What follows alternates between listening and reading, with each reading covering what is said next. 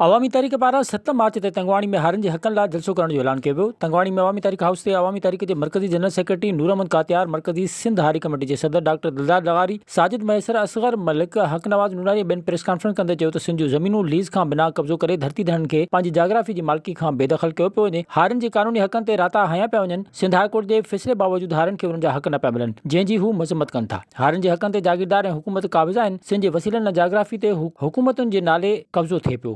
कंपनियुनि ज़रिए सिंध जे वसीलनि ज़मीननि ते कब्ज़ो कयो पियो वञे। अवामी तहरीक घुर थी करे त जेका ज़मीन बहरिया टाउन समेत मुख़्तलिफ़ नालनि सां कब्ज़ा थी रही आहे, उन्हनि खे लीज़ ते ॾेई धरतीअ जा मालिकाना हक़ धरती धड़नि खे ॾिना वञनि। पंजाब असांजो पाणी डैमनि में गॾु करे उतां चोरी करे थो, जिते असांजा धाड़ियल वाह उतां कढियल आहिनि, जिन जो पाणी चोरी थिए थो, जंहिंजो सिधो असरु हिते जे आबादगार ते बि थिए थो ऐं हिते जे हारी ते तमामु घणो थिए थो।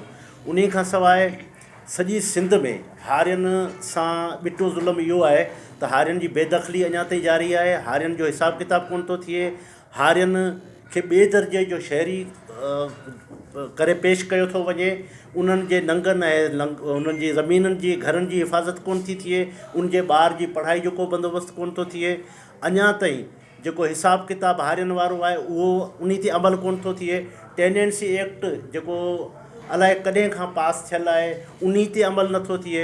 विज़िट कयो अवामी आवाज़ मीडिया ग्रुप जी वेबसाइट awamiawaz.pk